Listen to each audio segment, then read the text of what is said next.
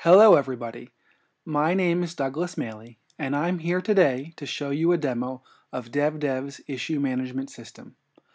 I'm going to start by installing DVDev so you can see what's working today. If you decide to follow along on a Mac, please be sure to install the developer tools first. On Ubuntu, you'll need the Python development package. And until we have release packages, Windows installation will be a bit more difficult. So come join the mailing list for help. Which reminds me, even though I think that DVDev's issue management system is already best in class, I'll be showing you a developer release with no polish or graphic design. Also, since this is a developer release, we'll be looking at a couple of scenarios from the developer's point of view. End user interaction is still under development. As you can see, I just typed sudo easy install DVDev, and that started the process of installing all of the packages on my system. For our first look at DVDev, we're going to examine Travel the World 1.5. It's an interesting package, but it's still got some rough edges, so we'll see what we can do to make it better. As you can see, the Mercurial repository for Travel the World is hosted here.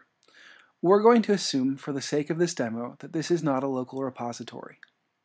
So, using the copy of DVDev that I just installed, I'm going to launch it against the remote repository. I just type DVDev followed by the URL of the remote repository. This will make a local clone of the repository that I can work on from here. Now, on the issue management page, you can already get a decent overview of Travel the World. You can see that there are a number of unplanned features. The France trip seems to have been worked on a bit more, and there are some small tasks as well as some large ones. I'm going to start off by opening an issue against the France trip. I've noticed that there is no flight information, so I need to make a note of that. Here you'll see that I create a new issue, and since this is a short demo, it shouldn't take very long to complete. Now that the issue is created, I'll go back to the issue management screen and refile it with the France trip.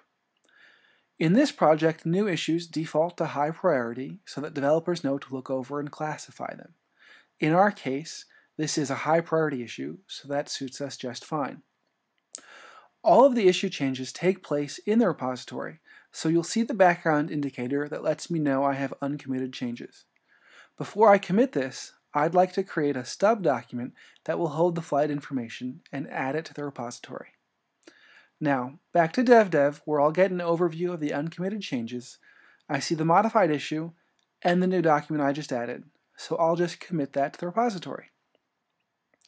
Now that that's done, let's switch roles here to someone who is starting to work on the project. At the issue management screen, I see that there's a short, high priority item that needs to be addressed for the France trip. I'll take a look at the detailed view, which will tell me more about the problem. In addition to a longer description, the detail view shows me information from the issue's change sets. Because the issue database is in the repository, committing a file at the same time as the issue links it, without having to resort to special commit messages or extra issue comments. I see that flightinfo.txt was created with this issue, so I'll start my work there. I'll open that up in my favorite editor and add the flight number. Since we're already at the command line, I'll also show you one of the nice features of YAMLtrack, or YT, the issue storage engine on top of HG. It includes a command line to speed your work along. I'm going to call YT-related, which will look at the uncommitted files to see what open issues are related to the problem I'm working on. Because it finds just the one, I can close that very easily and commit the changes. For the final feature I'd like to show you, we'll take a look at a project management feature already built into DVDev. On the issue management screen, I'm going to scroll down to the Ireland trip, which is already underway. I'll click on the group legend, which will bring us to a burn down chart for this group. If you're not familiar with burn down charts, they show over time how much work there is left to complete, so you can see the speed at which your team is working and know whether or not your schedule is appropriate for your release. In DVDev, burn down charts come for free. As long as your developers specify an estimate for their issues, DVDev can use the history feature of a repository to track the work as it's completed. Now, taking a look at the Ireland burndown chart, I can see that there is something still in the progress. We can go back and take a look at the actual issues. What's this? Kiss the Irish Lasses? That doesn't sound like something that was in the original planning. I'll take a look at the detailed view, and I can see that someone changed the issue from Kiss the Blarney Stone, which is something we'd like to do, after they'd completed that work. Well, I'm going to close this issue because the work's already been finished, and then we'll have to reschedule some other parts of the trip in order to get things back on track. So that's the extent of my first demo. Thank you for watching, and please check us out at devdev.org.